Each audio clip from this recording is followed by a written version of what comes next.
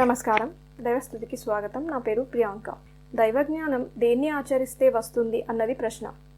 ఆచరిస్తే వచ్చేది జ్ఞానం కాదు. గురువుల దగ్గర వినయంగా శ్రద్ధ కలిగి ఉండి వారు చెప్పింది తెలుసుకోవడం వల్ల అన్ని రకాల సంశయాలను, డౌట్స్ని ప్రశ్నలుగా అడిగి వాటికి సరైన జవాబులను పొందడం వల్ల దైవజ్ఞానమును మనము పూర్తిగా తెలుసుకోవచ్చు. దైవ గ్రంథములైన పుస్తకాలను చదవటం వల్ల కూడా దైవజ్ఞానంను మనము తెలుసుకోవచ్చు. దేవునిపై మనకు ఎంత శ్రద్ధ ఉంటే మనకు అంత జ్ఞానము లభిస్తుంది. 100% శ్రద్ధ ఉంటే 100% దైవజ్ఞానం తెలుస్తుంది. 10% ఉంటే 10% తెలుస్తుంది. జ్ఞానము తెలుసుకున్న తర్వాత ఆ జ్ఞానాన్ని మనము నిత్యం ఆచరించగలిగితే వచ్చేది యోగము.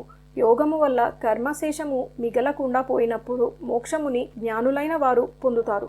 మోక్షం పొందితే కోట్ల లక్షల జన్మలు భూమిపైన పుట్టడము, చావడము, కష్టసుఖాలను, లాభ నష్టాలను అనుభవిస్తూ ఏమిటి ఇదంతా, ఎందుకు ఇవన్నీ అనుకుంటూ ఆలోచిస్తూ గడిపే అవసరము, అటువంటి నిస్సహాయ స్థితి లేకుండా పోతుంది. మోక్షం పొందితే జీవుడు దేవుడిగా మారిపోతాడు. కాబట్టి స్వయంగా దేవుడే భగవంతునిగా భూమిపైన పుట్టి చెప్పిన జ్ఞానం అంతా భగవద్గీతలో సంపూర్ణంగా ఉంది. అయితే దైవజ్ఞానము దైవ గ్రంథాలైన శ్రీమద్ భగవద్గీతలో 100%, పరిశుద్ధ బైబిల్లో 10%, దివ్య ఖురాన్లో 5% వివరంగా ఉంది. ఈ మూడింటిని చదివి సరిగ్గా అర్థం చేసుకుంటేనే దైవజ్ఞానం తెలుస్తుంది. ఇటువంటి మరిన్ని మంచి విషయాలను తెలుసుకోవడానికి దైవస్థుతి ఛానల్ని సబ్స్క్రైబ్ చేసుకోండి. మరొక మంచి వీడియోతో మనము మళ్ళీ కలుద్దాం. అంతవరకు సెలవు. నమస్కారం.